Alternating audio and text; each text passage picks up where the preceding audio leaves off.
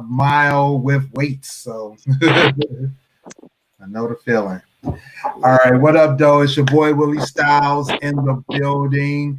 Welcome to GFT Radio Show. It's a social distance chill kind of night. Clint, you want to say what up, though?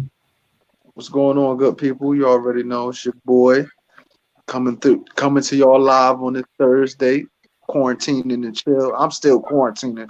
I don't know about y'all.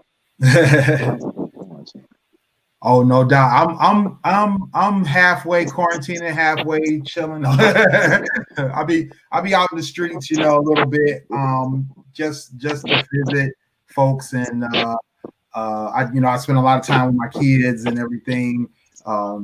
But past that, yeah, I don't be trying to do all the extra stuff. They got clubs open, they got restaurants dining in, I ain't doing all that right now. No, I'm keeping at least that safe. So. Have you had to like go to any place to take care of business, like motor vehicles, anything like that? No, I had to renew my license plate because my one of my cars is in my name, but it's in my sister's, which is tomorrow. Shout out to my sister Edna May, happy birthday. So happy birthday. So I had to renew that, but I did that online, and then I was supposed to do what they call it, a lien update, because I paid the car off as well, and man, I've just been putting that off. I had made an appointment for July 1st. I missed the appointment, and I was like, you know what, I'll just make another appointment. I just been putting it off. I feel you. I gotta get down to motor vehicles, but man, that line in Trenton downtown at the motor vehicle office is ridiculous. Every day, bro. Every day. Every day, man. Been people. My mom had to go down there. She was telling me, and she said she was down there for about 6 hours, 5 to 6 hours, and they still told her that she had to come back. Oh, that's crazy. Yeah, they gave everybody that was waiting out. They gave them these kind of tickets or whatever, with numbers on them, and they all had to come back the next day. She ain't go back. You feel me? I can't sit down there for no 6 hours. I can't sit nowhere. That's crazy. Yeah. So they not doing appointments and nothing like that? They just letting everybody just show up?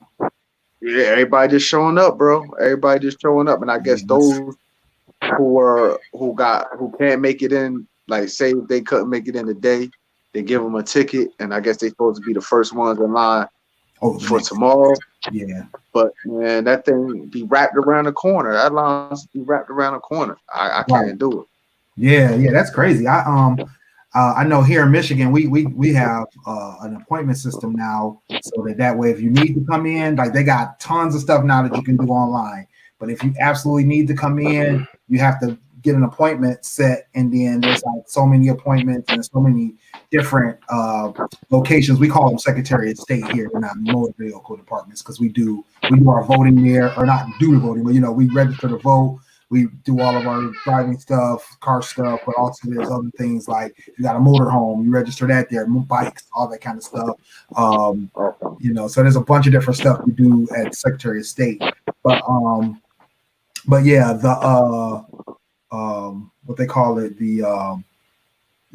I don't know how the lines are or anything like that, because they got the appointments. I'm assuming it's alleviating some of that as well, though. You know what I mean? Because they only have so many people. What up, though, Dame? What's good with you, bro? Hey. Oh, I got a piece of recommendation for you, Dame. I was told to never use Silky Dame ever again. Use Silky D only. That's coming from some of the ladies. They said just use Silky D. They like the Silky D. They feeling that. I'll be right back. I did do that appointment only. It worked so much better than the extra lines that we used to have before pre-pandemic. You know how we used to wait until get there at 11. Mm-hmm. We got there at 11. We leave at 3. Right. Because the lines are that long. Mm-hmm. I got in 15 minutes. Oh, really? 15 minutes at the most. That's because I was having issues. Oh, really? Yeah. Like pulling out stuff like, so I got this paperwork, right? No, no, I was trying to get some information from somebody, and Okay. I ain't gonna call my wife out, but yeah, but that person, that person, I had to try and get some information. I need this now. Where are you at? I told you I was gonna be here.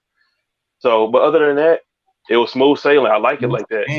Man, and smooth and Secretary of State of Michigan don't go together. Yeah, I know. That's like crack and cocaine. Just don't mix those two. Right. That's crazy. But yeah, I'm gonna go ahead and make another appointment to get my link, my title updated. I got to get another copy of it anyway. My mom, she'd spill coffee on the old one anyway, so I'm like, bro, so I got to get a new one anyway. But yeah, luckily I paid that mug off. Well, actually, she paid it off because she wanted to buy it for my daughter. But so she paid it off. So it was just a matter of getting the lien information updated. But anyway, we are in social distance and chill. Before we get started, I want to do just quick intro. You can always catch us here Monday and Thursdays, 10 p.m. Right now, Mondays shows are always Mondays at 10 p.m. Thursday shows are optional. We do those when we can. Right now, we've been doing them just about every week, just because we can throughout quarantining. But that is an optional show. It's kind of like our after show that every topic you can think of, we're gonna drop. We're gonna drop on anything that we've heard about, anything that we've seen out in the world. I always come with a laundry list of things to talk about, fellas, and the ladies too. When they do show up, they usually have some ideas. So we're definitely talking about whatever comes up, and the audience. If you guys have comments, questions, things you want to talk about, throw it in the comments box, and we'll definitely talk about it. Make sure you catch us on the live replays on all of our podcast channels or back here on Facebook and YouTube. And as always, get your merchandise. I wore my Commander Cheeto in honor of our Commander in Cheeto-ness. And we got the all skin folk and kin folk over there, no doubt. And Damon's still disappointed. I'm waiting. No, I'm waiting. I ordered. Oh, you ordered? No doubt. Yeah, I'm just waiting. To teespring.com/stores. I'm sorry. Radio in order to get his new merchandise. So definitely cop the merchandise. Please cop the merchandise. And as always, subscribe, like, follow whatever channel you on. Follow us, subscribe. Hit that notification bell so you can know when we're doing our next show and what it's going to be about. Tonight's show I have entitled Social Distancing and Chill, No Time for Entanglements. And, just so I can ease Kent's mind, it has nothing to do with Jada. So I just like that word. It's the word of the week, of course. Everybody knows about that word. I'm not going to get into it anymore. But it's all actually about our boy Commander Cheeto. So Commander Cheeto is the Republicans lovingly called Trump. He is been involved in a lot of stuff in the last week that's been either controversial or stupid or odd, right? So which is not unusual, right? So the first thing that got me was I saw this picture. And I'm assuming this is recent because of all the recent situation with the ban, not the ban, but the what's the word when you stop going? The boycott of Goya. So Goya's president the president of the company was doing a what they call it, interview or some kind of statement. He basically, put his support in Trump, and he was he was talking about whatever he was talking about, and he basically gave his endorsement, right? So a lot of people are, saying they're boycotting Goya, that they don't want to have anything to do with it, whatever the case may be. And, Goya, I think, is really popular in the Latin American community. and right now they're even putting it down. So unfortunately, I mean, I can't say this has never been done before. I'm not gonna lie. I've never seen it before, but that doesn't mean it hasn't happened. But I've never seen a president endorse a product in the Oval Office. I just haven't. It's ethics. Right. There's got to be some ethics issues with this. It is. I have a huge problem with this. I mean, his daughter doing it is one thing. She really shouldn't even have a job in the White House. But I was about to say that. No, she can't endorse it either. Anybody in the White House cannot endorse anything. Exactly. Yeah. I mean, that's what I'm saying. I don't think she should have a job in the White House. They need to fire her because that's nepotism for one. She has no experience, no right to be there. But regardless, this right here is horrible. This right here is horrible. This should not be in the White House. This has nothing to do with the American people, and this should not be happening. It's just not right. Go ahead, Clint. I know you got something to say about it. No, it's basically, a business move for Trump. All this, to me, from day one, has all been business positioning for Trump for when he gets out of office. You feel me? He just using this position to gain more leverage in situations once he leaves office. You know what I mean? To maintain his business. Like you said, with this situation right here, this is totally unethical and borderline illegal. Mm-hmm. You know what I mean? Like borderline illegal. You know what I mean? So, but what do we expect from somebody who's been basically unethical since the day he walked into that position? Yeah. So I really don't. To me, I don't put this. I won't put like this. This is par for the course for him, as far as my opinion. I also think he's probably trying to be kind of facetious at the same time as well. No doubt. You know what I mean? And so, and as far as his daughter go, you know what I mean? From day one, like you said, she should have never had the positions that she has within that administration. She shouldn't even be front and center. We really shouldn't be talking about. She should be off to the side. It's like he's almost trying to set her up for some type of position politically after he leaves office. Exactly. So, you know what I mean? Not only for her, also for Donald Trump Jr. as well. I think he's doing the same exact thing for him too. Neither one of them should have as much influence and power as they have right now. And as far as the Goya president, the president of the Goya company, like, you know what I mean? I wonder how his constituents and his people really feel about him. Like, you know what I mean? Because it's weird that he gets all this support from Hispanic or Latino people, however they want to go about calling themselves, Latinx. It's weird that so many people support Trump when he has continuously and routinely showed that, you know what I mean, he has no feeling, you know what I mean, basically racist tendencies towards them.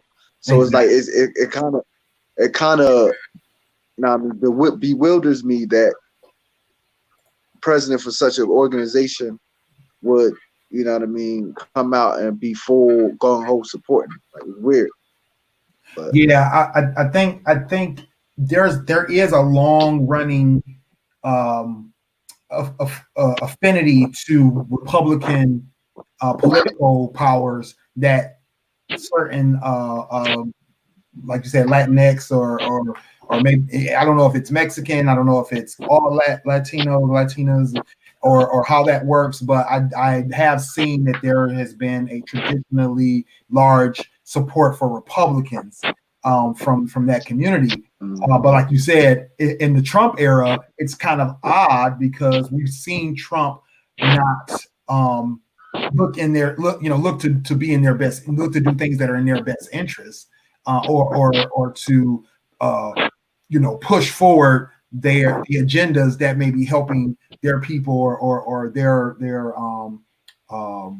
their communities, right? So it's you know, it's kind of like that catch-22. But then I look at it like what they call the conservatives that are religious based. You know, I don't understand how the Protestant base or the Catholic base or anybody else that are strong Republican supporters because of conservative views. I don't see how they can get so far behind Trump with his inability to have, you know, like you said, moral or right standards. You know, I mean, he was the president that got elected from grabbing women in the crotch, right? You know, he was the president that got elected having, you know, extramarital affairs and, you know, being around strippers. I mean, he had I like to bring up the rape case against a 13-year-old, but, you know, some people keep saying, well, that case was dropped. I don't care. I need a slum lord. It's right. He was a slum lord. He's admitted to doing or committing sexual assault against women and young girls. So there's a lot of moral issues with that man, but you see a lot of normally conservative groups that have religious reasoning for being conservative, they still get behind them. So exactly, you know, I think that that's just one of those oddities. You know what I mean? I think it's part of it is people are so strongly aligned with a political party that they see past the evils of the men that are running it. You know. And yeah, go ahead, Dan. I gotta disagree with you just a little bit, Clint. He doesn't know what that word means, to be petty. So he has to read a book first. Second of all, I do have a Hispanic friend that lives in I don't want to say because I want to offend him, but he's not a Trump supporter, so he says, but he agrees with a lot of stuff he does. He's more of he wants certain countries, the country he lives in, for them to get off their butts. He lives in Puerto Rico, actually. I forgot what city he lives in. But yeah, he says that he supports him wholeheartedly because of the things he wants his country to do. And he's forcing his country to take a stake. Are you going to be part of U.S. or not part of U.S.?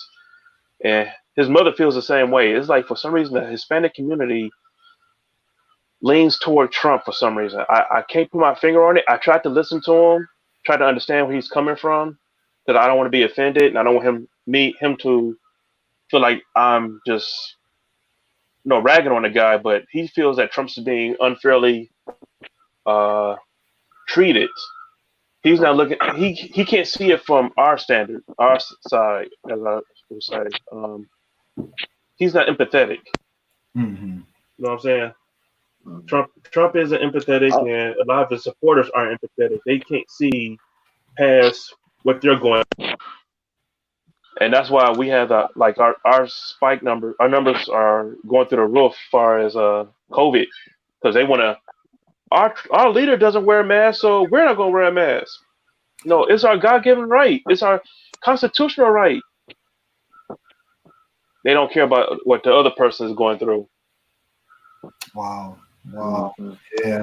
Well, I mean, I think that his leadership style of directing people to not wear a mask and directing, or not directing, not directing, but you know what I mean. Him saying that he's not wearing it because he wants to show this strength and this reserve, but it's counterproductive to some of the stands that the scientists as well as some of the governors around the country, state and local governments as well have been very adamant about mask wearing, and so it sends this mixed signal. And I think that I think it just makes it hard for people to get on one side of the issue, and you have all these mixed signals coming from everywhere. I mean, there are certain state governments, like I think it's Florida and definitely Georgia, have been pushing this whole narrative of no mask as well, or no mask legislation as well.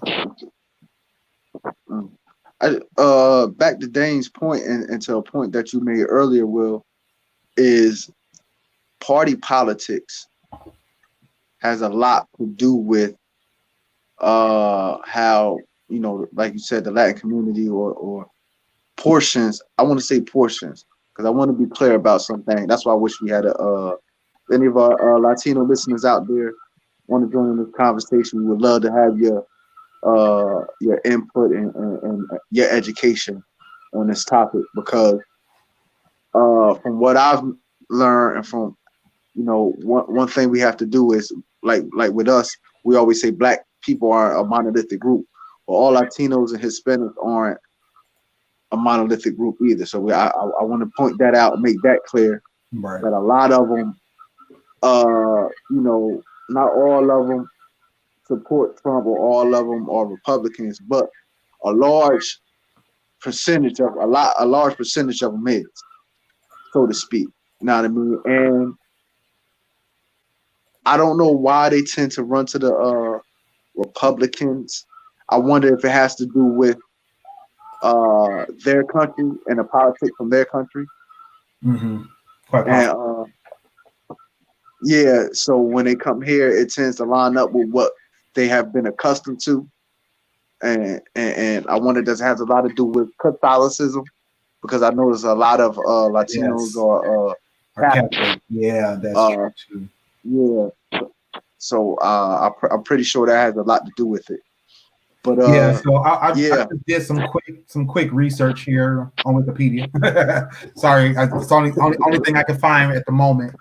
And it showed this trend where, like we said, there is a large group, but I guess it does still tend to lean largely to Democrat or Democratic Party when it comes to historical trends. 2006, 69% were Democratic, 30% were Republican, and in 08, 67%, 31% voted for McCain.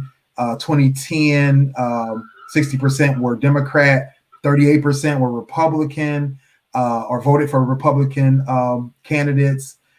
Still, in my mind, a large group, because I know Black voters tend to largely outweigh on the Democratic Party side versus Republican Party side. But interestingly enough, what I noticed here was in the 2012 year, 70% of Latino voters lean toward Democratic Party, while only 20% identified or leaned with the Republican Party. Thought that was a very odd shift, right? And what happened to the other 10%? Especially in the fact that the trend continued to be for years to be a kind of a 60 or a 65 to 30%, weight for it to shift completely to 70%, 20%, and then there's got to be this large gap of 10% going somewhere else. But then on the flip side, in 2016, when Trump was elected, they saw 57% of Cuban American voters in Florida had voted for Trump, and only 40% voted for Hillary Clinton. Now, it doesn't fully give you a representation of what the full Hispanic vote was for that year in this thing, but it says that according to a Gallup poll, 29% of Latinos identified as conservative, and that same number, 29%, said they voted for Trump in the presidential election. So again, we saw almost 30%, weight towards Republican. So like you said, not a monolithic group. Definitely, there's a large number. There's a large what they call a lopsided affinity to Democratic Party, but much larger affinity to the Republican Party than any other minority group that I know of, including African Americans. So, I think that. Yeah, go ahead, Dan. No, you can finish your thoughts. I have something after you finish. Yeah, no, I was just, that was basically what I was saying, is that I just find that interesting.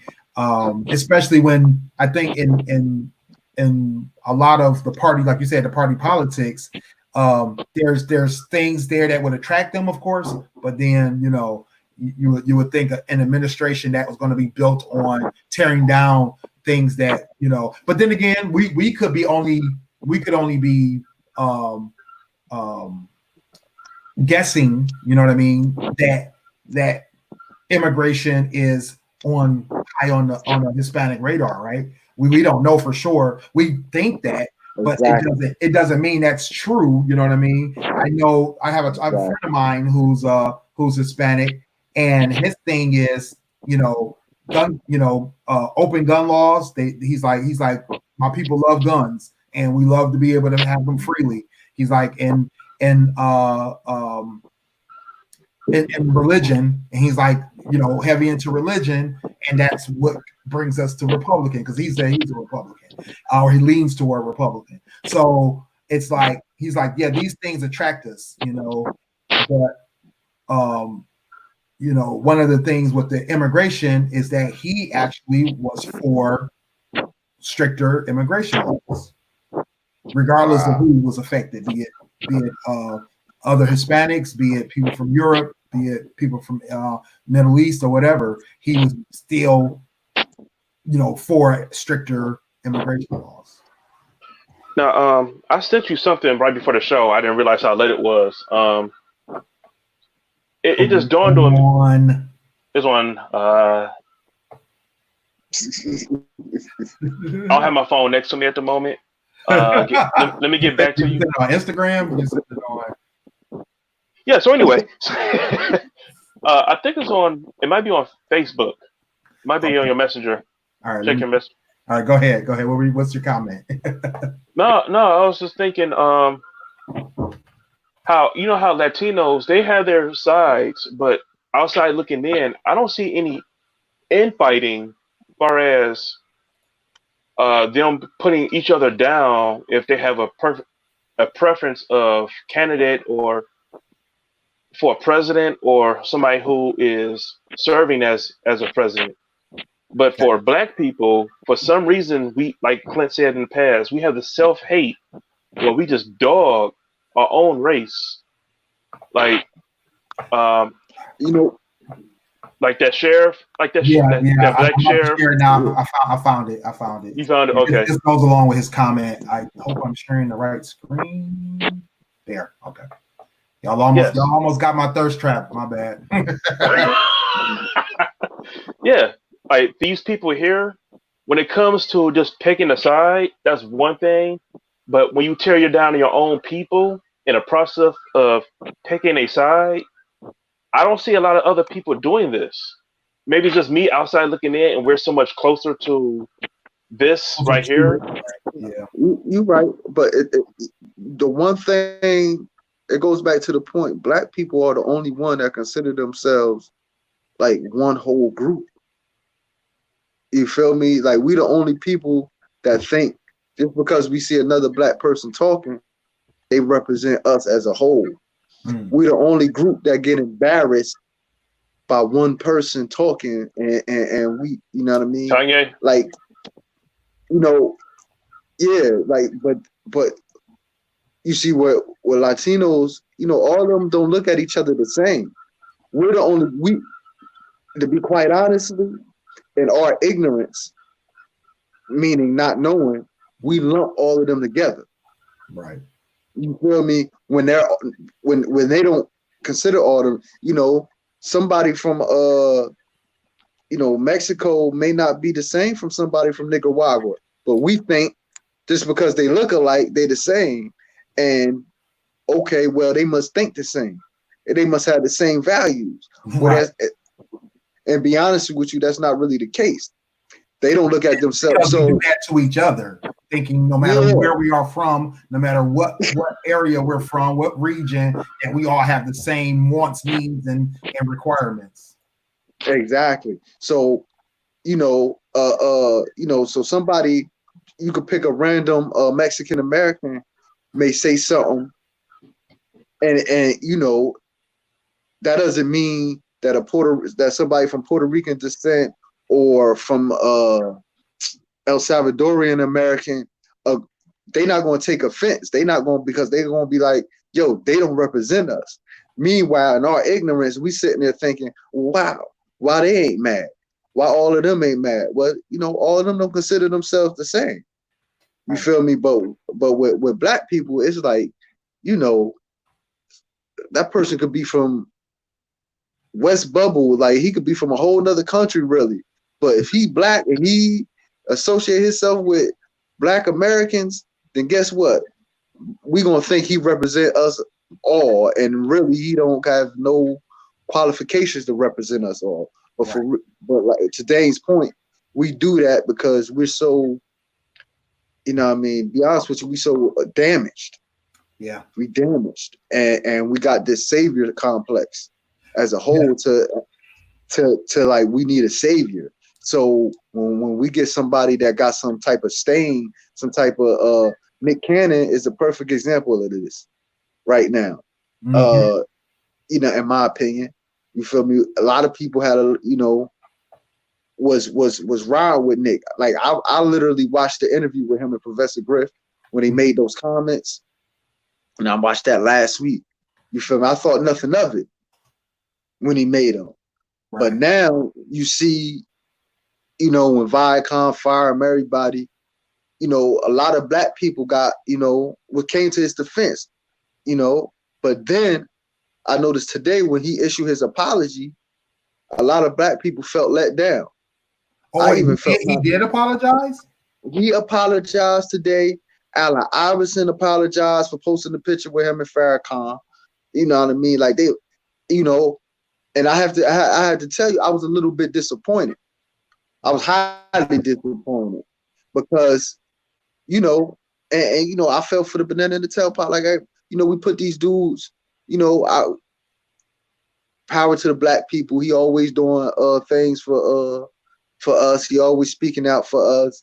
And even in that comment, he was letting people know, like, we're the blacks are the original Jews. You know what I mean? That's all the statement he was really making. Right. If you know what I mean, we're the original Semitic people. So, when people be like, if you speak against the I forget what they call the Ashki, something like, I don't want to say the white Jews, saying they're not the original Jews, they take it as not anti-Semitic because they're not the Semitic. We're the Semitics. You feel me? So you can't be anti-Semitic when you speak against them because we're the Semitics. That's all the point. That's the only point he was trying to make. Right. You know what I mean? So for him to apologize so quickly, for him to break so quickly, a lot of people took offense, and I had to take a step back. And say to myself, why did I expect any different from him? Wow. Why did I hold him? I expected different. I had this whole rant ready to in support of it because okay, so this is the situation for me because I didn't know he issued the apology. I've been offline for the last 5 or 6 hours. So when I heard about the comments, I watched the video of him speaking because the comments that he made, I think, are what's most important. But I have a excerpt here from CNN. Let me pop it up on the screen. He said they was living like that's what's most important is what he said, how he said it, because it was in such a way that it was understandable. But like you said, I think that people took offense to it because that. That's the thing is that they don't want that. What's the word? They don't want that narrative to be put out there. So he says, like you said, that he kind of agreed that Professor Griff was speaking facts on things that he had to say about Jewish people controlling the media, likening the power to the Rothschild family, the Bacon Scions, who have been long targets of anti-Semitic conspiracy theories, blah, blah, blah, blah. So, he was agreeing with that. And then he made the comments, like you said, it's never hate speech. You can't be anti-Semitic when we are the Semitic people, when we are the same people who we are the same people who they want to be. That's our birthright. We are the true Hebrews. That was his. So the issue became in him saying that, you know, that they were the original, that they wanted to be like them. And I think it was what it was has to do with the comments that he made about the violence and the way they took, you know, certain things. So him continuing on and then speaking on the Rothschild situation, bringing that in there. So I think the whole combination of things brought about this negative light, right? So Viacom's statement, the way Viacom made their statement, they said that they were firing him because he refused to apologize for the statements that he had made. So what that tells me is they already had this conversation with him. They didn't just make that decision to fire him and then waited for him to call him and say what's going on. They had a conversation with that man and said, look, you know, we're letting you go, or no, we're upset with what you did, and you know, you need to apologize, and we need you to be, you know, sorry about this, or you know, apologetic about this, blah blah blah blah blah. I think they laid out to him. This is what I'm gathering from this. Is my theory is that they laid out a package to him and said, look, you either got to roll with this, or there's going to be consequences. And for him to not have rolled with it, and then said in his initial statement that, you know, he has no hate in his heart, he's taking full responsibility for everything he said, and he left it at that. So I was like, wow, that's, I mean, to stand behind those words, because either it was misunderstanding or it was him speaking his own truth. I think it was him speaking his own truth. There was misunderstanding. He said what the man said. But I think that at that initial thing, I'm hearing something different happen, was huge to me, because I felt like he was finally taking this stand, right?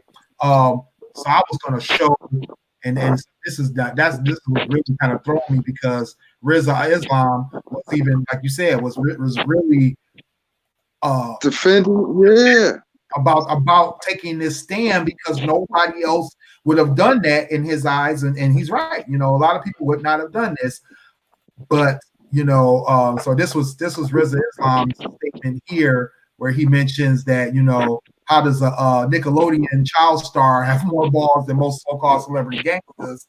You know, apology or not, he stood when most of them wouldn't.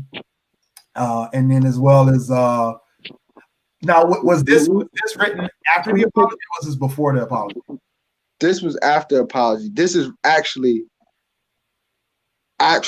directed, and you can see at 50 Cent. He's talking directly to 50 Cent. 50 Cent made fun of Nick Cannon initially about getting fired. Exactly. So he made this statement. Now, what gets me, what this situation kind of hurts me is, like I said, he wasn't the only one that apologized. Allen Iverson came out, apologized. He hasn't deleted his picture of him posing with Farrakhan. But then also Dwayne Wade, which I kind of expect from him, he apologized. You feel me? And I don't like their statements. I don't even like Nick's apology. If you go to his page, or if you can find his apology, like I really like it. It's kind of weak to me, because he basically said, "Oh, I said that, but I learned something new yesterday. So I realized all that I learned was full of propaganda and hate, and it's not true." It's like, how you go through all this studying, all these years and read and to learn this, and somebody come talk to you in one day, and you've realized that you were just being filled with propaganda and hate speech. Like, how you do that to Professor Griff? Right. Wow. Yeah, I'm just like, how you do here. Yeah. Know what I mean? So it's like I lost a lot of respect. All that respect I gained from him, I lost for him like that, bro. Right. Off an apology. And even Dwayne, and they basically were saying the same thing. I don't, y'all know I don't support hate speech. Like that man wasn't speaking no hate speech. Right. That wasn't hate speech. He wasn't, know what I mean? And for them to for even him to characterize that way, it's like, oh man. See, they reinforce the worst stereotypes of a proud and magnificent people, and I feel ashamed of the uninformed and naive place that these words came from. Wow. The video of this interview has been removed. While the Jewish experience encompasses more than 5,000 years, and there is so much I have yet to learn, I have had at least my eyesight is strained. He says that history lesson over the past few days, and to say that it's eye-opening would be a vast understatement. I want to express my gratitude to the rabbis, community leaders, and institutions who reached out to me to help enlighten me instead of chastising. I want to assure my Jewish friends, new and old, that this is only the beginning of my education. I am committed to deeper connections, more profound learning, and strengthening the bond between our two cultures today and every day going forward. I'm just blessed. I just had the blessed opportunity to converse with Rabbi Abraham Cooper, Director of Global and Social Action, Simon Weisendahl.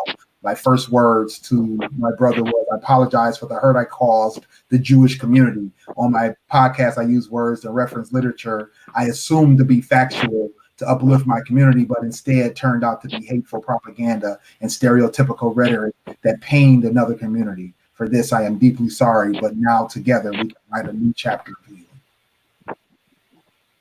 You know where this is coming from, right? He didn't want to be canceled. Exactly.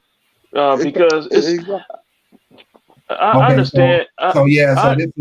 So this is right here. It says he was referring to teachings from Louis Farrakhan, who was considered anti-Semitic by the Southern Poverty Law Center, and a conspiracy theory about the Rothschild family deemed anti-Semitic by the Anti-Defamation League. He did a whole bunch of stuff that was incorrect. If you think about it, you know, this is one thing to go against the Caucasians. At this point, you get a free pass right now, the way things are going.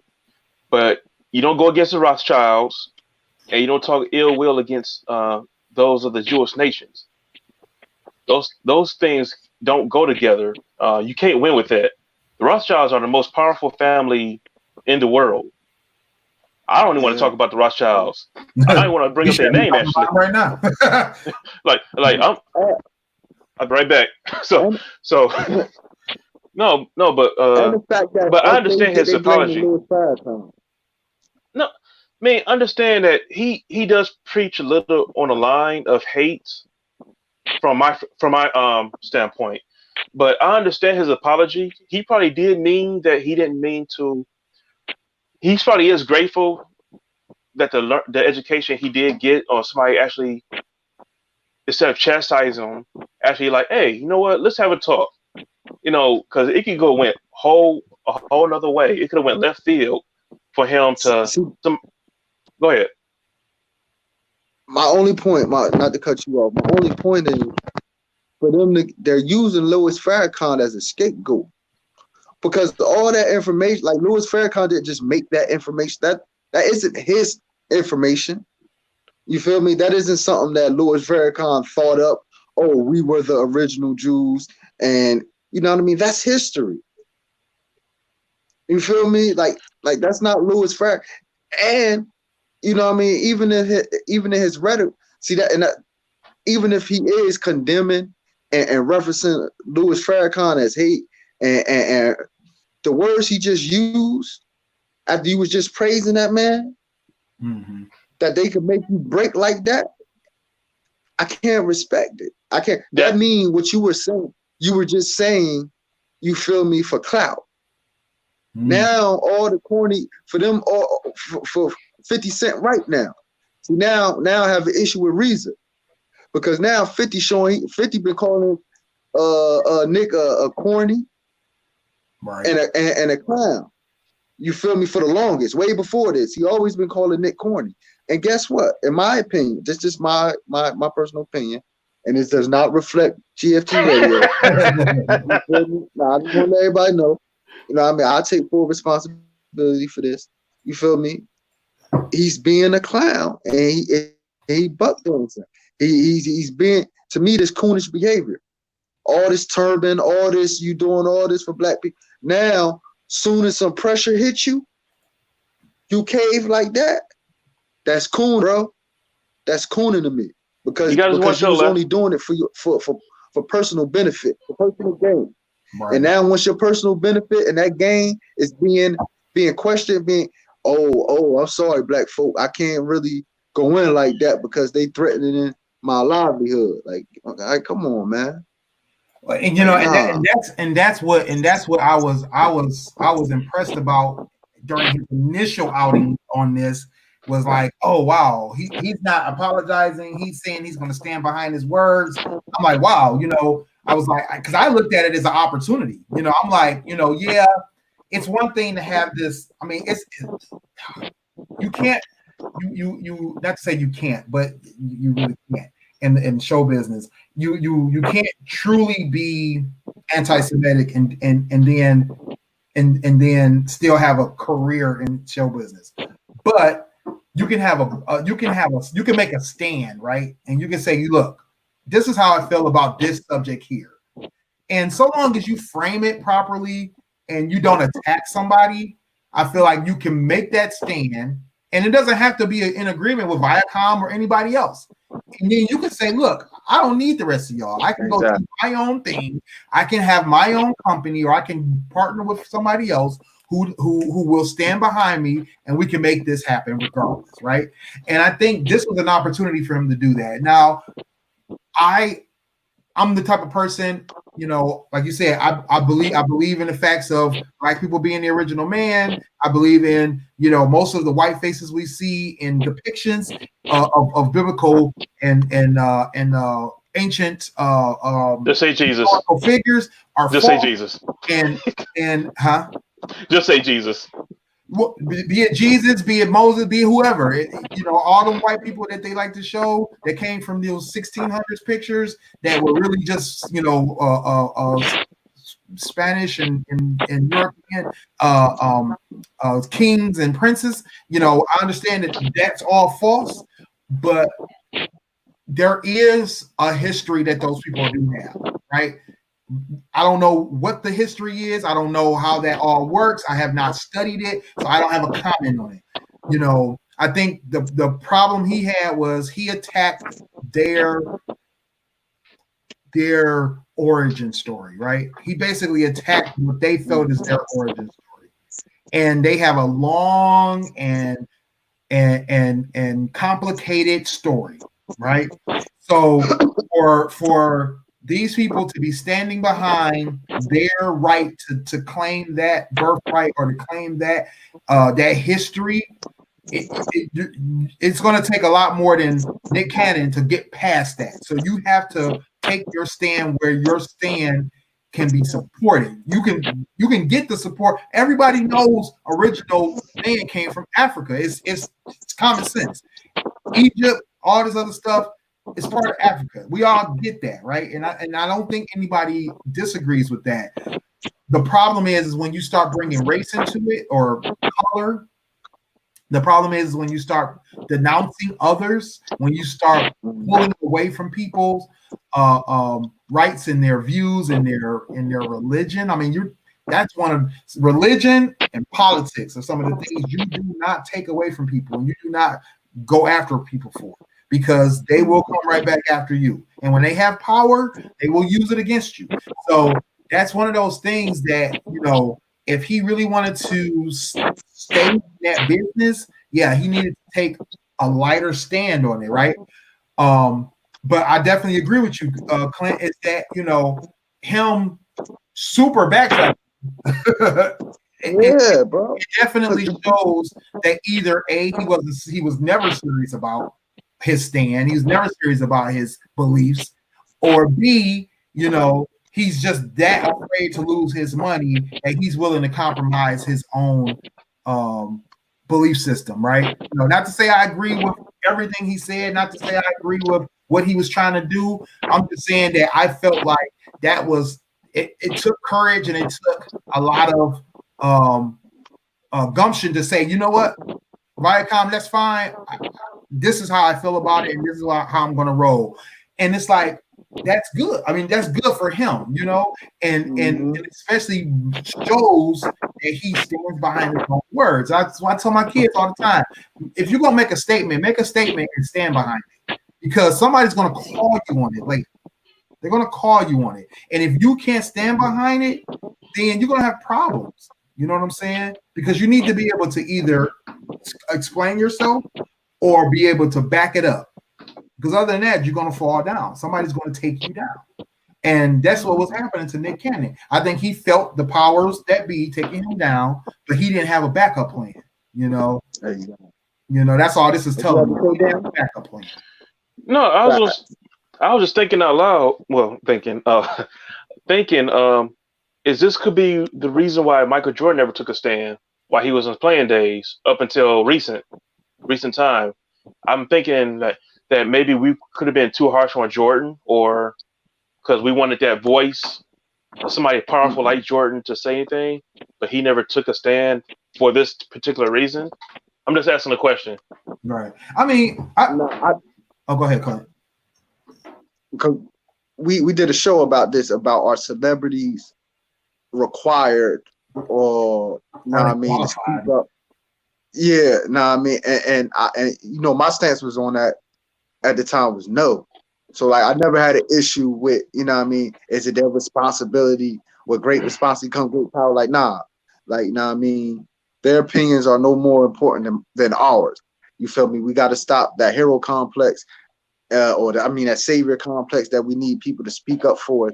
That was my stance then. So like, I don't have an issue with nobody speaking up. My issue is with speaking up, but then not standing on it. You feel me? What Nick basically did was clown shit. That's like me. That's like me and Willie. Say all three of us, we go into a room, and that room full of killers, right? Mm-hmm. So what we do, none of us are killers. Right. You know what I mean? So what we start doing? Talking like killers. You feel me? We talking like killers. We in there. Okay. Well, they call us on it. Y'all three up. Y'all, you know what I mean? It's some business that to be. We was just talking. We was just shooting the shit, trying to fit it. So then we look crazy and we look like clowns. Right. What happened was he was on that show. He had Professor Griff. He know Professor Griff gonna stand on what he say. He ain't gonna backtrack. Right. So what he tried to do, since he had Professor Griff on his show, he was trying to show that, yeah, I feel you. You know what I mean? Like somebody in the hood that's corny would naturally do. Yeah. And that's what corny niggas do. You feel me? But see, he was breaking it down so articulately. He was very articulate when he breaking it down that, you know, he seems believable. Right. That's another thing. We get caught up with people with fancy words. That I mean, who's very articulate and charming and all that. He got all of that. So he fooled us. That's how I feel right now. I feel like you fooled us. You feel me? When you in a room with us, you one way. But when you step outside that room, you a whole different type of issue. Right. But now, I got a question for y'all. Viacom. Here's my issue with Viacom. Fuck Viacom. You feel me? It's okay for that man to have a show wilding out, where all types of ratchetness be on there sometimes. It be over the line. Bro, you feel me? Way over the line. It's way over the line sometimes. It's all right when you got these rappers out here talking about kill niggas, we gonna do all this, all that's all right. Y'all have no problem making money off that. Mm-hmm. You know what I mean? Off all that. Y'all have no issue with making money. But soon as somebody put into question your history, and the thing that he really did, because we got to add context to this too about the interview, the thing that he really did was conflate two conversations. Right. See, he was talking about the Jewish, but he was really talking about how when he was talking about savages and all that, he was really only breaking down to how they had to move north. You know, when you know, I guess Pangea started to split. Some of them got trapped in the north and all that, and they in a colder Nordic climates. So they had to come up with a different mindset to survive. To where those of our ancestors that were in Africa, they had everything they needed. So they didn't have to have that violent mentality. You feel me? They wasn't stuck in survival mode. So he was saying, so his point was, when they were stuck in the Nordic, when the white people was up there and living in caves, they had to become savages to live because it was strictly survival mode. You know what I mean? They were strictly in survival. He wasn't saying that they were, that the people, he ain't even say the people of the day. He was just saying that's where their war mentality come from. That's where they conquering mentality. He wasn't just talking about Jews. He was just talking about white people in general.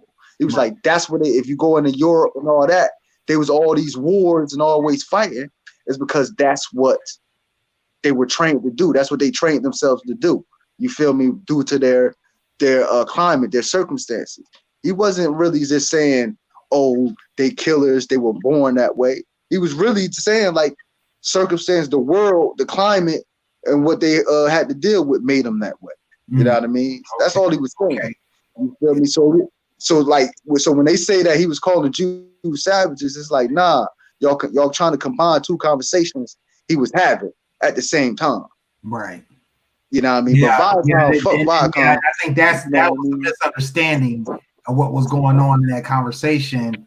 And he probably should have took a step back. One, he should have took a step back, like you said, and not tried to fill Progressive Griff's mind with the thought that he was so down, that he was so knowledgeable and so with the cause, or with not the cause, but with the ideology that he was putting out there. And he also should have took a step back to kind of, like you said, separate those two conversations.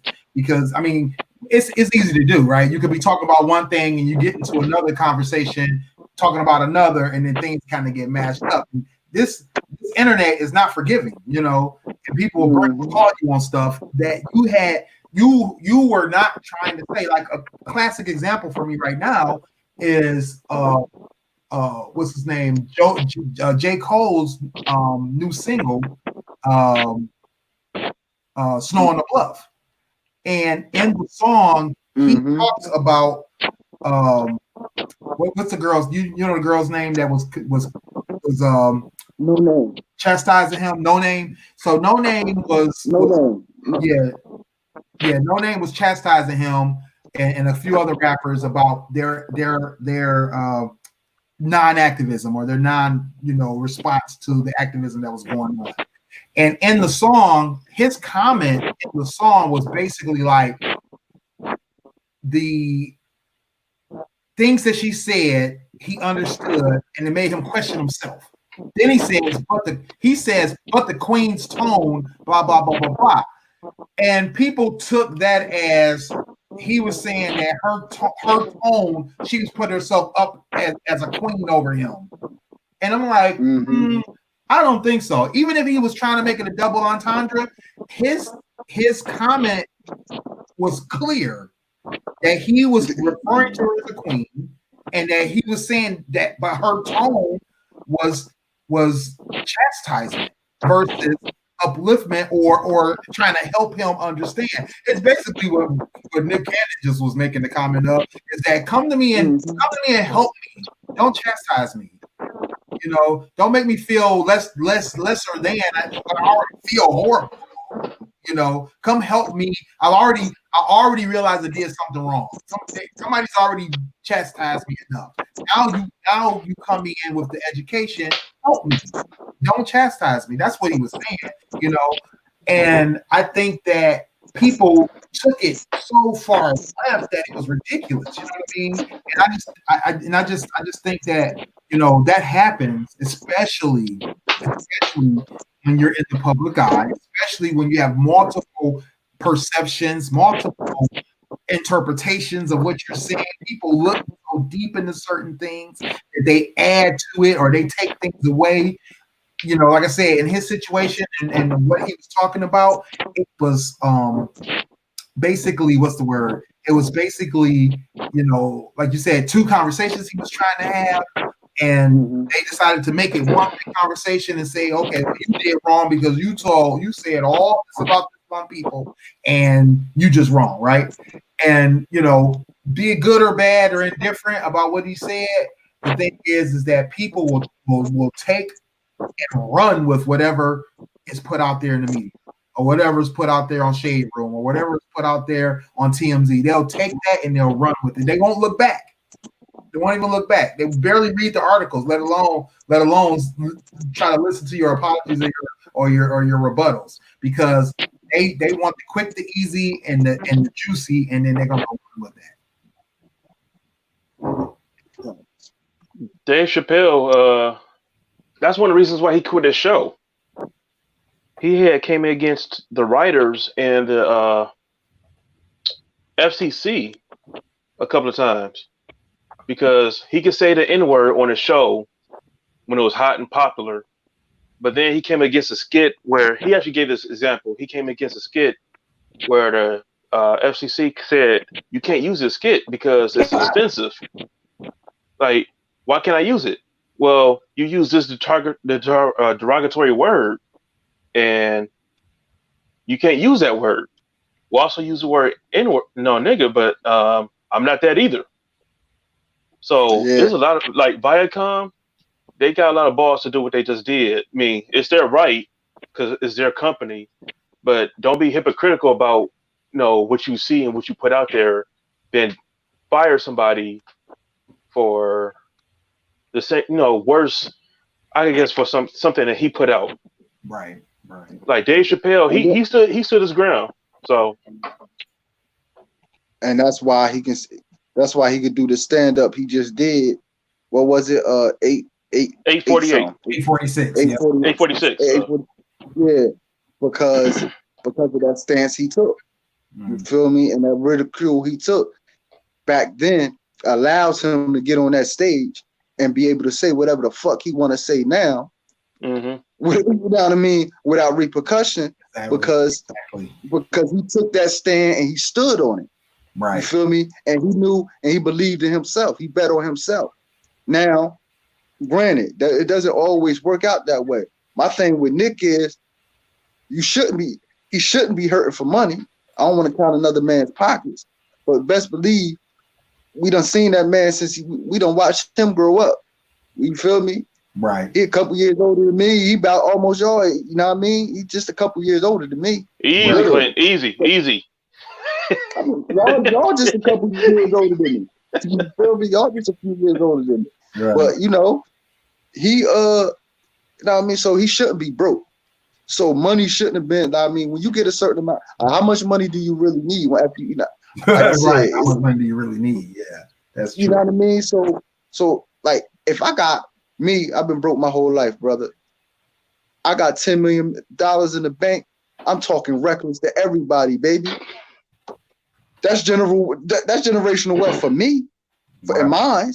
You feel me? So I'm gonna be able to stand on whatever I stand on. I'm pretty sure he got more than $10 million. He worth more than $10 million. Oh, no doubt. It was Mariah Carey's alimony. Yeah. Exactly. So it's like, come on, bro. You ain't have to hold that quickly. You feel me? And even if you felt it in his heart, like say he felt it in his heart, let me give him that credit. Let's give him that benefit of the doubt. He felt in his heart that what he said was wrong, or the way he said it was wrong. Don't throw Brother Griff under the table like that. Don't under the bus like that. Don't do him like that. Because basically, or the Minister Farrakhan like that. Because basically you use them for clout. You use them to validate your stances. Mm-hmm. You feel me? To validate your opinions. But then when those opinions and those stances came into question, you feel me? And you had to stand on it because you said what you said. You broke easily. You broke too easily for me, bro. You broke too easily. Now, if he talked to somebody, so say I feel like how he feel, right? But a brother come on here and he give me information for me to go research that counters what I believe and that is actually true. But then guess what? I'm gonna come back on here and be like, all right, I got this information. I was wrong. You know what I mean? I was wrong. But it's going to take more than a day or two. You understand? For me to just change my mind.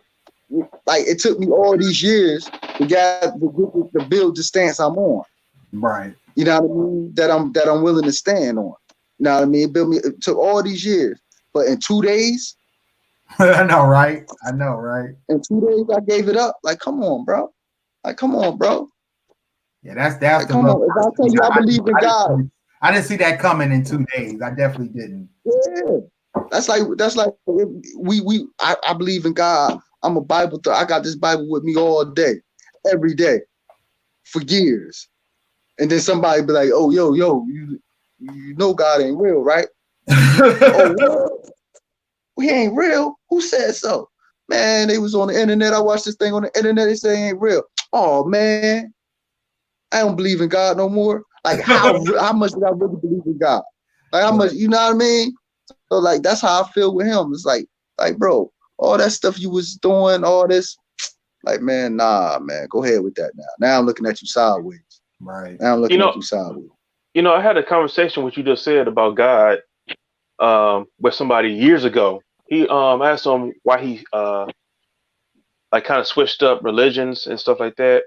And I said, okay, any turmoil from that? You know, just having a conversation with him. He said, I'm gonna tell you the truth, D. I've been doing this, you know, for 20, 30 years.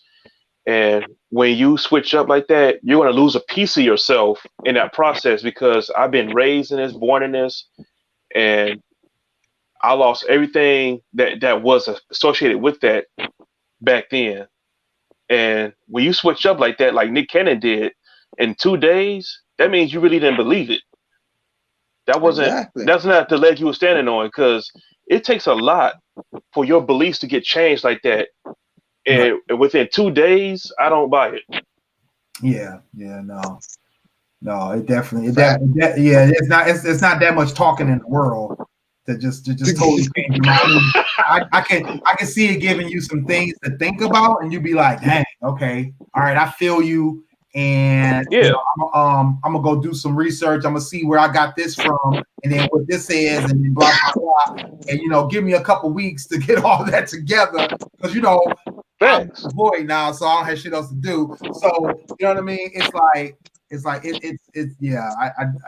I would have felt better if this would have came a week or two from now with him going, you know what? I've been mulling this over. I've been doing my research, and I'm going to still stand on this, but I can't stand on this anymore. This has got the little waiver. Stand on this, I'm sticking. Y'all ain't taking this from me. I'd have felt better. He came back and like, my bad for making y'all feel, but I gotta feel this way. But on this end, I feel y'all now. I get y'all. I get where y'all coming from, and we're gonna work this out. I'm gonna consult with y'all people, and your people gonna consult my people. And what I'm saying, there was a way better way he could have did that. But like you said, he trying to protect the paycheck that he really probably don't really need. Like technically, I mean, I just looked it up. He's worth $60 million. He gets $10 million a year from his multiple projects between the 2 or 3 TV shows he does, as well as owning, having ownership, part ownership and some stuff. So it's like, does that really, could he not have just gone and take a 2-week vacation and then come back and be like, all right, let's get this together. I think he could have. I think he's Nick Cannon, right? He's been around since I believe he was like 8 or 9 years old when he first got into showbiz and really started to be popular. People are going to forgive Nick Cannon. You know what I'm saying? All people. I'm not just talking about us. I'm talking about all people are going to forgive him. Exactly. If he works it in the right way. And I think he could have spun this in a positive light for himself. I think he could have made this into an opportunity, like I said, that where he could have found a way to progress the Nick Cannon empire. Incredible. His labels, his TV ventures, his show, ideas, all that kind of thing. He could have partnered with other shows or other channels like Revolt. He could have taken this to new heights and been able to show other artists that he's going to be the type of executive to stand behind them and pull some of that talent and create a whole industry. But he chose to stay up under an umbrella of what they call the new masters, So it's like it's disheartening in a way, Not to say that what he apologized for wasn't right. It's just that how he apologized and why he apologized just isn't right. Exactly. Yep. So all right, that's enough about something else to talk it up out of here. Huh? I was saying the same thing. I gotta get up out of here in a minute. I said, you want to tackle something else real quick before I get up out of here? I got a good one for y'all. I don't know if y'all seen this one. This is a good one. This was fun. I found it a little funny myself. So I'm gonna throw the title up here while I look for the article. I got the article link, but I'm gonna throw the article up here too. Will and Jada. Nah. Nah. So this showed up on my timeline today. My black son sold N-word passes to his white friends. Wow. Yeah. I quit. Wow. So this story is it was on Instagram, not Instagram. It was on what's the name of that? Twitter. I saw this on Twitter. And of course, that title immediately grabbed me, and I was just like, "Damn!" Like, how did that work? You know what I'm saying? So, and then the subtitle really caught me. His sister thinks he's made almost $1,000. So, wow. my man out here, slanging N-word, right? So basically, what happened was, I'll summarize. Basically, the husband and wife, they are white. The kids are black. They adopted the two kids, Taylor and Martin. Taylor's 16, Martin is 11. Right. So Martin is going to a school that's pretty diverse. They have black and white students all over the place. And what Taylor found out, his older sister found out, is that he had been selling N-word passes to his white friends, probably making close to $1,000. They were Venmoing him the cash, as well as spending upwards of $20 to $50 on these passes in a middle school, right? So, the white mother sent this letter in to a parenting thing, kind of like a Dear Abby for parents, asking, how she should handle this, what should be his consequence, what should be her stance on it, because of course she's mortified. She's like, they've had these conversations with their kids about discussions about race, discussions about white privilege, discussions about systemic racism and oppression. She's had all these different conversations with the kids. She says age appropriate, so I'm assuming that he only just started getting into the conversations with them. But now she has this, right, looming over her. So the question is how should she handle her black son and his entrepreneurial endeavor of selling these N-word passes? What's y'all thoughts? Keep it real with him and tell him that's the definition, the exact definition of sellout. Wow. You feel me? Yeah. That's the exact, basically selling your dignity for some bread. You feel me? You hustling other people's pain, just like people can say about a lot of rappers too. Like, you're hustling the pain of others to get your bread, the pain of your own people to get your bread. You know what I mean? It's a lot that comes with that. Now, maybe he doesn't fully understand that, and part of the reason, and maybe he overstands it completely. But that the society we live in, bro, money is power. Money, you know what I mean? Money rules. Money rules the day. So in his mind, he like, man, he may be thinking money supersedes everything. So I don't care. You know what I mean? This word don't hurt me. You know what I mean? He may feel like he's on the come up. They got to pay me to use this word. Y'all gonna pay me to use it? Go ahead. Y'all can use it because it really don't mean nothing to me. You feel me? So you can't make something mean something to somebody if it don't mean nothing to them. You feel me? They don't got no attachment to it. You know, a lot of these kids, they really don't, you know, he might don't know his history. You feel me? So if she want to do something, you feel me, which is give him a full, thorough lesson in his history. Lessons in his history. You feel me? Have him go talk to some black elders. You feel me? And see how he responds to their opinion.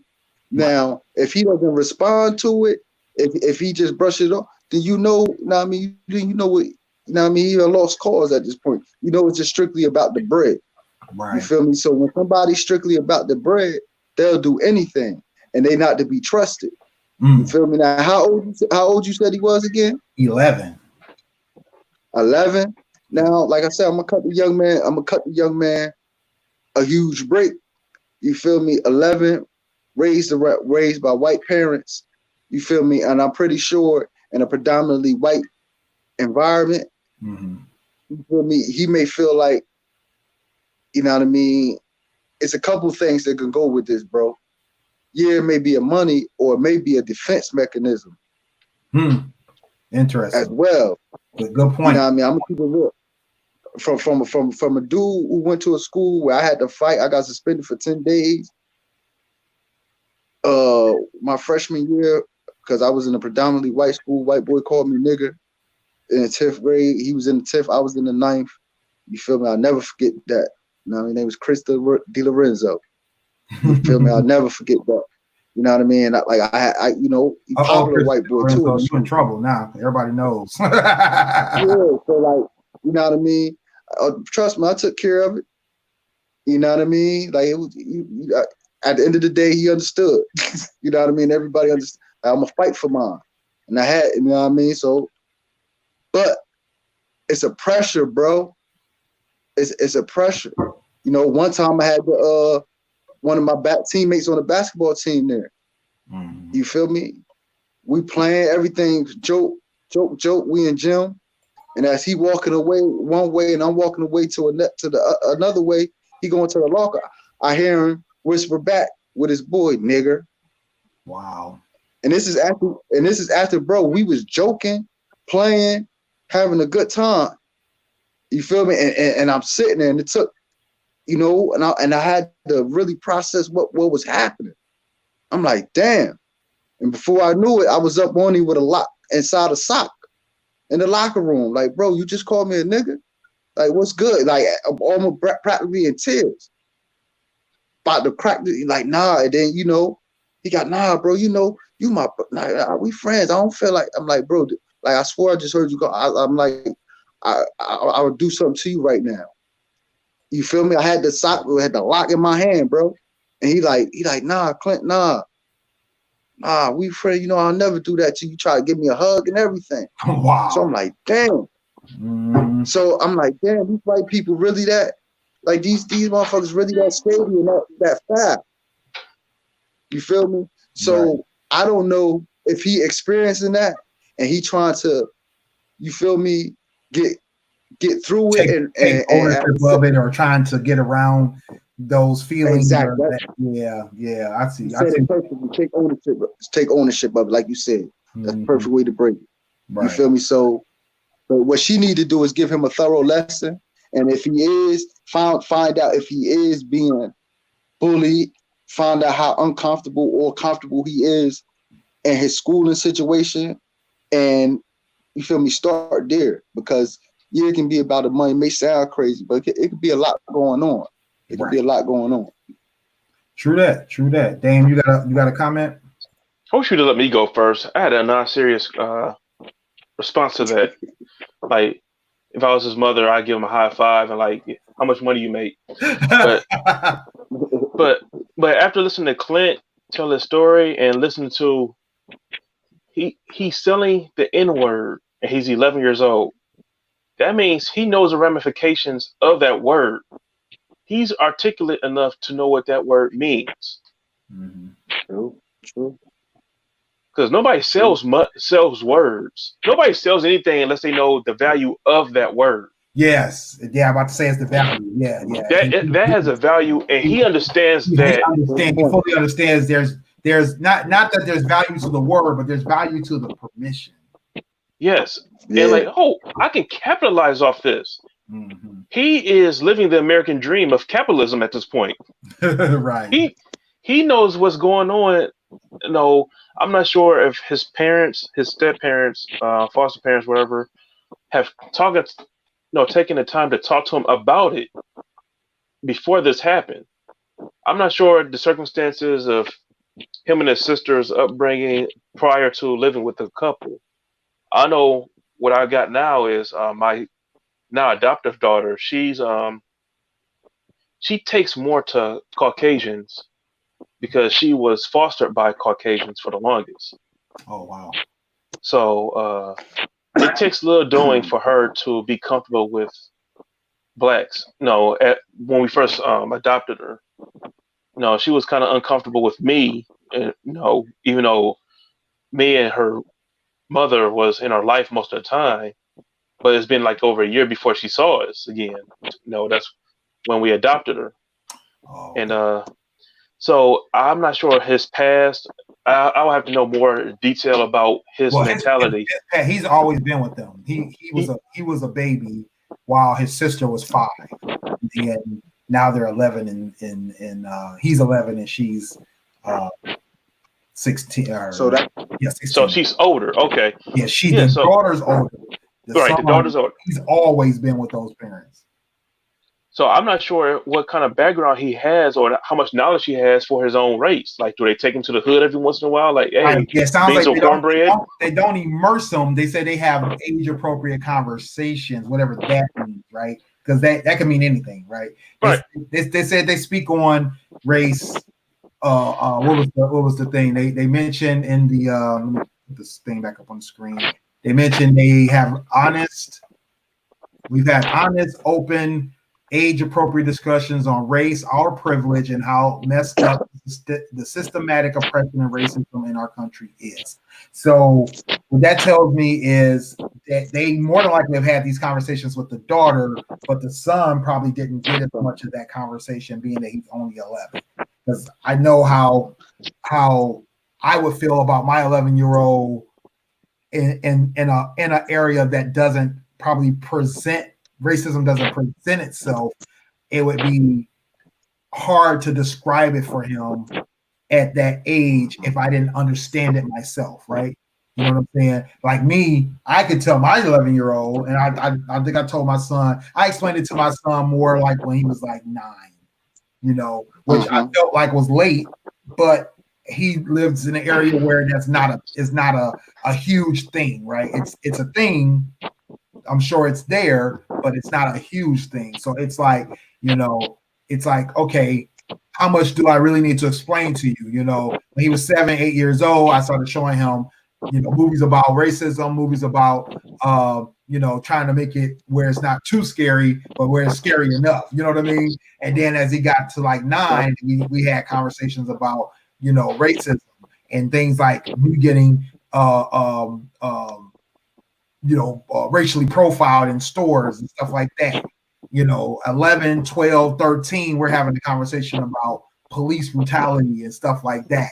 So, owning the N-word is not a thing I can imagine a white couple describing to a black child. We barely describe or discuss it with our children when it comes to saying the N-word. Like in my household, we don't say the N-word. We don't say nigga. We don't say nigger. We don't say any of that stuff. We definitely don't perpetuate that use of that language in our home. But can I make a quick comment real quick before I get out of it? Oh, I'm sorry. Go ahead. I'm sorry. No, my apologies. I just want because I got to go. Yeah. one quick thing. Now, you're right. Everything y'all saying right about the parents and having that conversation with an 11-year-old. You feel me? You know, that's a weird conversation for us to have. You feel me? But remember when you was 11 years old, and I remember when I was 11 years old. And when we was in school, we was talking about sex. We was talking about we was using I was calling people niggas at 11. We talked amongst ourselves. 11, we was calling each other's niggas. So in school, he done heard that before. In school, I promise you, he done got into a fight. Yes. Especially if he predominantly around, he already done fought. So now that I'm thinking about it, because let me tell you about other white people. Let me tell you about some allies. So I guarantee you, he probably got that idea from another white kid. Interesting. Now I'm gonna tell you. Plot twist. When I was a freshman, right? It was this one white boy. He knew his name was Mike. He knew, you know, I'm from the hood, bro. This when I first started growing my braids back in the day. So I had the little buckshots. I'm wearing woo wear. You feel me? FUBU every day to this white school. So you already know how they looking at me, right? Right. You can tell I was uncomfortable. So when we get in the hallway sometimes after class, you know what he said, what he would do to me? And what we do, he'd be like, man, you white piece of shit. This is what he would say to me. He's like, you trailer trash, joking. Right. You know what I mean? He trying to break the ice. He trying to break the ice. He was using reverse racial epithets on me because he knew the kids were saying it behind my back and all of that. They wouldn't say it to my face. So what he would do, he put them on blast. And that was his way of doing it. Loud in the hallway, he would use those white racial epithets, like towards white people. Y'all, you trailer trash. Right. You know what I mean? You not. And sometimes I would joke with him because he knew I would call him a coon. Right. Like, man, stop cooning in front of all these people. You know what I mean? Porch monkey. And I would walk. That's why I would call him. I was like, you porch monkey. And he would call me all these other crazy white disrespectful stuff. Right. But that was his way. So I know at that age, they probably use that word more than us, bro. Exactly. Or just as much. So he probably done got into a couple fights. He probably done got into a situation. One of his white friends was like, man, you know, they think like that. Man, listen, man, pay them. If they want to use it, you know they're going to use it. Make them pay you to use it. That's what the responder said. She said, what he has to understand is that while some of his classmates have played along with this charade, none of them who purchased this pass were actually waiting for anyone's permission to say nigga. Like she was like, they are not unable to access that experience, or they're not unable to access that word. They're just unable to access the experience of being one, right? But the thing is that being able to say it is not something that they have a restriction on. They can say it, and they probably said it, and they probably used it, and they mentioned that, you know, he's probably had it used against them, and this may be a way of him trying to own it or take it back, you know. But the thing is that the people who were purchasing that pass they more than likely had no qualm saying it before. No issues. They're not paying to use the word. They paying for his feelings not to be hurt. Exactly. Yes, exactly. That's what they're paying for. They ain't paying to say the word. They're paying for his feelings not to be hurt. You feel me? So, they might be saying, they might be calling him that. Right. You feel me? He might be paying. They might be paying him to allow them to call him that to his face. Yeah. You feel me? Because I guarantee you in that letter, she really don't know the depth of that situation. She's just telling us what she doesn't.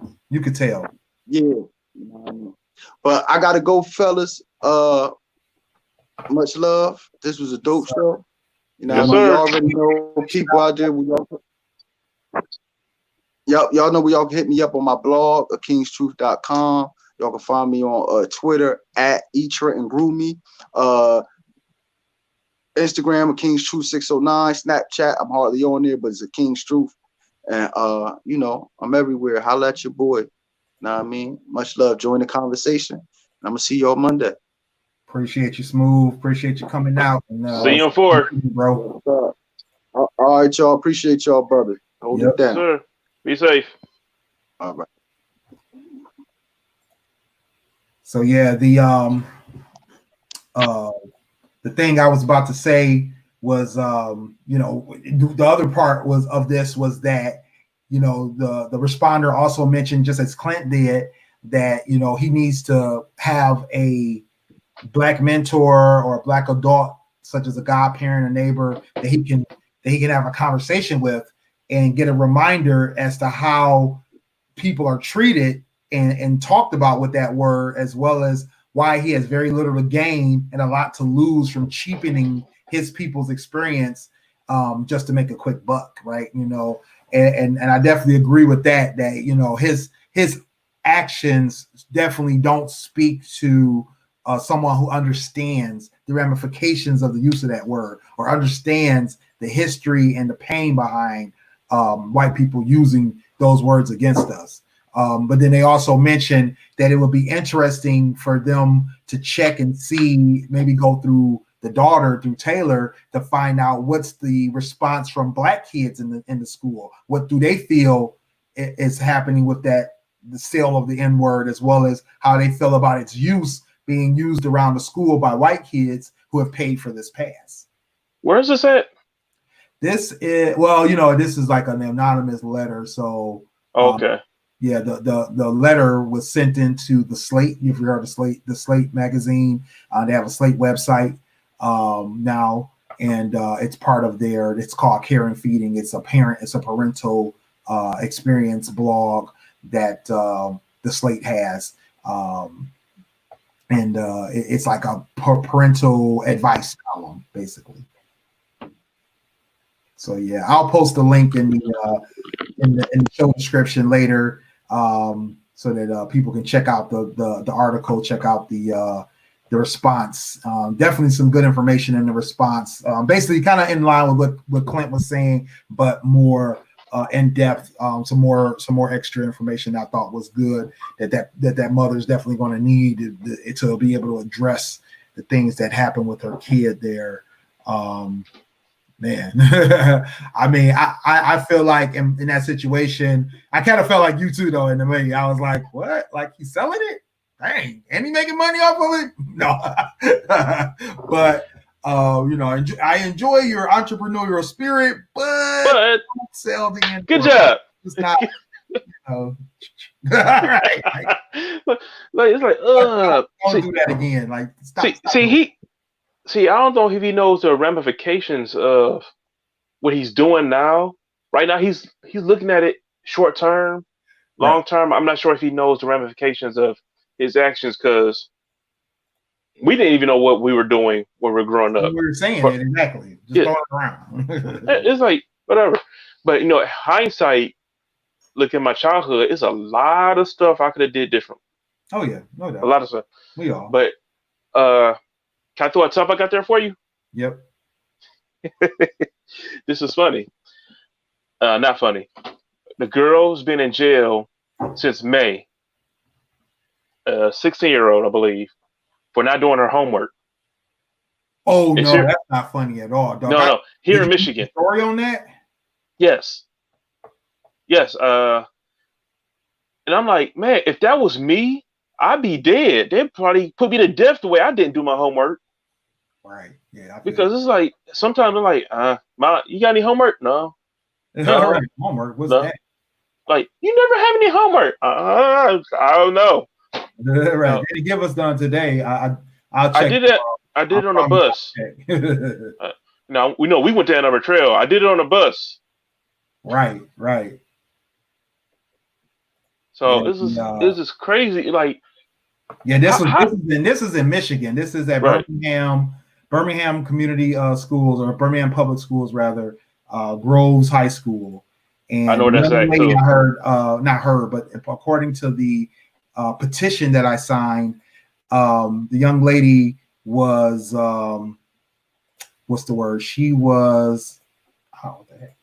There we go. It's probably for probation, I think. She had an IEP, which means Right. that she's got a learning disability, and then she has a program, a learning program to go along with that. So she had to have a counselor, or she had to have some kind of worker that was going to help her through her learning program. So this pandemic and this situation is something. When did you say she's been in jail since May? May. So we're talking post-pandemic shutdown. So right. The thing is like, I know my kids only did 30% of their homework. They literally tracked it in their school thing. But the thing is none of these grades counted, for one. Two, we're in a pandemic, and a lot of these kids weren't doing homework because, one, they're worried about the pandemic. All they hear about is the pandemic, and all they're seeing is that they need to stay in the house and hide from the pandemic. So telling them to do homework is kind of hard, and it's kind of counterproductive to think that you're going to force them to do homework, on top of the fact that it doesn't count. So like my daughter told me, I got on my son about it because he ended up losing out on some needed credits, as well as not credits. He got his credit. He ended up having to do a special project to get his credit back, because he was going to lose his honors credit for not participating in the post-pandemic schoolwork. But which, it's like I told him, I say, hey, they were serious about providing schoolwork after the pandemic shutdown through their distance learning program. They were serious about, they wanted the kids to participate. I told my son every day, get on your homework, do what you're supposed to do. He didn't, and it wasn't my problem. Was, and this reason it was the situation went two different ways, is because I know that his teachers were putting the information out there that they wanted this stuff done. So when I checked with him, he would tell me he was doing it. Whereas my daughter, she was having a hard time, and her thing was, I'm going to do this. And then she started doing projects, and then she was doing art. Then she would say, I'm doing homework. And then she would do more art. Then she would do nothing for days at a time. She was coming to me with, this is what I'm going through. This is what I'm doing. And it sounded like to me, she wasn't doing a lot of work. I was surprised to see she did 30% of her work. When I did ask her about certain things, she was either confused about what needed to be done. I was confused looking at the instructions from the school. So I didn't blame her. 30% of the work sounded like a lot to me compared to what I thought she was doing. Whereas my son, on the other hand, every day he's telling me he's doing homework. I'm expecting 60, 70, 80% of the work being done. And it turned out he was doing 29%. So I was highly upset, because rule in my house is don't fucking lie to me. Like, it's just number one. That's every house. Because I'm going to find out. I'm going to find out. So the thing is that, and that's the reason why I took it at two different ways. But going back to this story, this young lady has an IEP. She's already struggling, and I'm sure, just like every other school, her school was not ready for distance learning. They weren't ready for online learning. And then she needed to have additional help that they apparently weren't giving her. So they ended up putting her in jail, or not jail, but in juvenile detention for not doing homework. And because the judge felt that she was, what was the words, a threat to society over homework. Like, bro, ridiculous. Like, ridiculous. It's abhorrent. It doesn't make sense, because they were letting, Paul Manafort, I think, even Kwame Kilpatrick, all these people are getting out of federal prison. Roger Stones. Pandemic reasons, and you're putting a child in juvenile detention over homework. Like, this is ridiculous. It's ridiculous. And then the fact of putting or punishing her in that way when she needs help, she needs therapeutic solutions, not penile solutions, is ridiculous. You're affecting her mentally, psychologically. You're damaging that child. It doesn't show good for her societal interactions that you're throwing her in jail over homework. It's ignorant. It's just ignorant. I mean, we're talking about adults making these decisions, and they're acting like freaking children. And you don't have to tell them what color she is. Of course, you know what color she is. Well, yeah, you know she's black. In a Caucasian in area. In a primarily white school. I don't know why Facebook why James likes to put my real name on that channel. Oops. But but then I'm thinking about how Aunt Becky, she's talking about she wants to a lighter sentence or not be sentenced at the same time as her husband because she feels for the welfare of her kids' stability mentally and emotionally. I'm like, blacks don't have that right. Right. And I'm thinking, what gives you the right to think the judge is going to do that? Then I'm like, oh, shoot. No, the judge probably will do that too. Yeah, exactly. I'm like, then Roger Stone get out of jail because of the shirt, the guy on your shirt. Yeah, right. No, he let him out because he said something, and Roger Stone said, I never betrayed the president. I lied for him, and I covered for him. He admitted that he covered for the president, and he's getting out of prison. How messed up is that? Exactly. And you got a little girl, and you have a young girl who has issues, and you're sending her to jail because she has those issues. That makes no sense. That's the epitome of white privilege. Mm-hmm. No doubt. But they don't mind. They don't care about that. That's not what's important to them. What's important is throwing a little girl in jail, and regardless of what she needs, what she's been denied of, they just rather do something stupid like put her in jail. Like that makes no sense to me at all. So yeah, that was Michigan for you. I don't know. I was deeply disturbed by that. I immediately signed the petition, as well as I shared it, as well as I'm planning on sending some letters in to whoever needs to get these letters. Definitely sign the petition. I'll be putting the petition in the actually, I'm about to put it in the comments, as well as I'll be putting it in the in show links in the show description, so that people can check that out as well. So give it to Big Gretch. She might sign it. She might partner. Right. I mean, this is classic school to prison pipelining. You know what I mean? What? It makes no sense. What happened? It makes no sense. Oh, right. Yeah. Like you said, I mean, a lot of us would be in jail if that was truly. I'll be dead. No, y'all be in jail. I'll be dead. I was habitual about me not doing no homework when I was in middle school. I don't know. But have you heard about your governor? That a lot of people don't like her right now because she's scaling back on they want her to scale back on the restrictions, and a lot of people scale back on them. Yes, they want her to lighten up. It's like, dude, it's a pandemic. Things are getting worse. Yeah, that's crazy.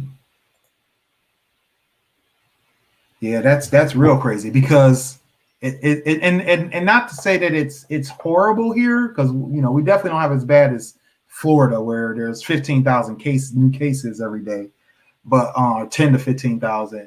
But it's definitely not flat anymore. I know we have seen a sharp increase back to pre-June time, daily cases.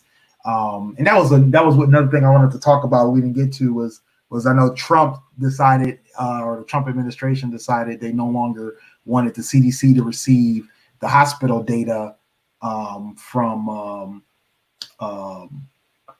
the hospital data being received to track cases, hospital capacities, things of that nature. There's a lot of other information that's included with that. So I thought that was thought that was interesting that they were stopping that, because it's scary, because not scary, well, it's scary because it's like, are they going to start hiding this information? Are they trying to filter and censor this information and keep us from having accurate counts of cases? They're going to massage the data, make it look the way that they want it to look. You know what I'm saying? Freaking Siri. So I think that that's the scary part of that. They're getting all entangled in all this wanting to control this data and control this narrative. This is crazy to me that a pandemic, a health crisis is become a political tool. It's ridiculous. It got me thinking, if this was any other administration, because the facts that I've been getting, I would actually look at it as a grain of salt, from what they want to do, because from what I hear is that if you die from the COVID-19, of course all the numbers go to COVID, but if you have COVID or had COVID and you get hit by a car, struck by lightning, whatever other type of death it is, they still have to put it under the COVID that you died from COVID. Well, they don't even have to. They prefer to, because they're saying that there's incentives to do that. It's incentivized, right? And as well as if your death is unexplained and you're at a certain age, they will immediately. Well, I don't know if they're still doing that, but they said that at one point in March, April, they were automatically marking your death as COVID, because if your death wasn't explained, they weren't sending you to the morgue to get a autopsy. They were just immediately assuming it's COVID, marking COVID, and throwing you in the pile of bodies that were going to go and get incinerated. So. Right. So I understand that part. If it wasn't for Trump's and him and his administration, I'd be like, this probably be a good move. I could see 50-50 on that. But seeing who it is that's in charge, I'm not buying it. They're probably trying to keep the numbers extremely low so we can open up the country again. The other countries can invite us back, since we're on a do not let in list now. Mm-hmm. Yeah. Oh, man. I just think it's crazy that it's there's so much to this that has nothing to shouldn't have anything to do with politics, with the governments, or not even the government, but having anything to do with. The government should be controlling and monitoring this and making it easier for states and local governments to handle the situation, but they shouldn't be trying to sway and make this a lighter thing because they want to improve the economy, or they want to improve and I get it. We can't survive on lockdown alone. We can't. That's like basically having to bury our heads in the sand. But it's also, there's also smart ways of doing this without making it a death sentence for others. You know what I'm saying? And that's the problem. That's the problem. Yeah, because and now this fall I had the hardest choice, which is actually easy for me. I'm not sending my kids to school. Oh yeah, no, there's no way. There's no way. Like, I'm sorry, that's stupid. No, you send your kids to school. Right. In fact, Betsy DeVos, Trump Jr., Trump's love interest, his daughter, because he loves his daughter, and what's the other guy, Eric? No, have them sit in the classroom, see how he likes it. Mm-hmm. I would say Trump, but he don't even know what a school is. So, right. Having people take SATs for him. Wow, terrible. Yeah. His niece is putting out that tell-all book, and I saw some of the inserts. One of them was that he actually complimented his niece, saying that, "Wow, you're really stacked." Wow. Yeah. I'm like, dude, no, just no. There's something wrong with that, man. Yeah. Well, I'm gonna go ahead and cut the show short for the night. Thank you for joining in, and as usual, appreciate you. Yes, sir. And thanks for listening to my rhetoric. no doubt. Hey, we all got our agendas, our stances, our beliefs, and as always, I think we did a good job of conveying them. We definitely have a lot more to talk about on Monday. I think what I'm gonna do on Monday is possibly do a social distance and chill Monday edition, and we'll talk about a bunch of stuff, and then we probably won't have a Thursday show next week. Do it that way. So that's what I think I'm gonna do. So I'm gonna talk to the team about that. I know the news cycle is long and fast, and as well as the social cycle. So we'll see what comes up over the weekend. But yeah, I think that's going to be my proposal. So we'll see how that goes. So hopefully we'll have you back again on Monday, Dame. We'll keep you posted on how that goes. I have my drinks ready. All right, for sure. I only have water again, but I'm down 20 pounds, so I'm trying to keep it going. Yeah, I gained weight since I hurt my back. Oh man, see that's rough. Yeah. See, I'm like, I hurt my back when my back was already hurting, so that doesn't help. Yeah, no, that doesn't help. Yeah. It's like the middle of my back. I'm at my lower back. It's from my accident I had years ago. Every once in a while that flares up, so that was already hurting. Right. Then it was getting better. Then I was reaching for something really heavy. Didn't realize how heavy it was. I strained the right side of my back, so I'm just like, yeah, I'm old. But cool.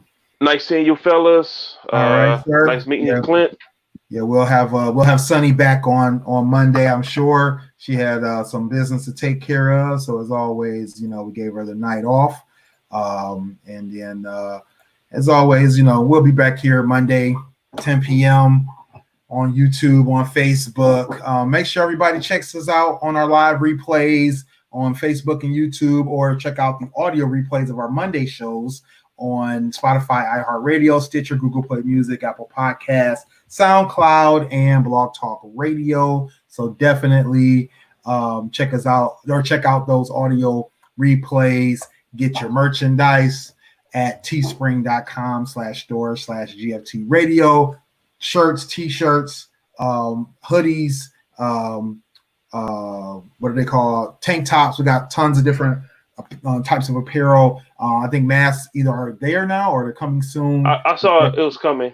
Okay, so masks are coming soon. So definitely grab your merchandise over at teespring.com. Check us out on the web, gftradioshow.com, or on your favorite social media sites, GFT_radio on Twitter and Instagram, or GFT Radio on Facebook. Catch Sunny at I am Sunny_D on IG, Snapchat, Twitter, and TikTok, or check out her blog at unreservedlyme.com. You will find great information about Sunny. I think Clint gave his information earlier. You can catch me at Willie Styles everywhere. I'm on IG, Twitter, and TikTok as at Willie Styles. I'm Willie.Styles on Snapchat. As always, I don't post. I only stalk.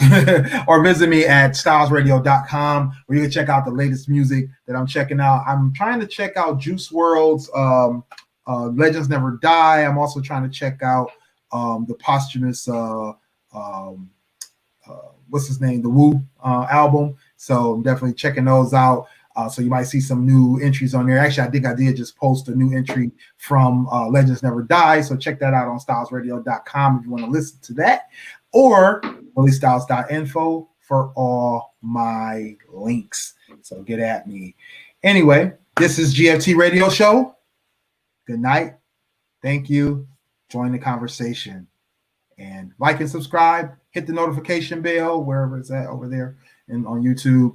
And Facebook, make sure you follow us. Make sure you like our page, and definitely get at us next week. All right. Catch y'all after the weekend. See you in 4. See you in 4. We need to get you a shirt, Damon. Amazon, where are you at? No. Terrible. Amazon, don't be bootlegging our stuff. US, all right, man.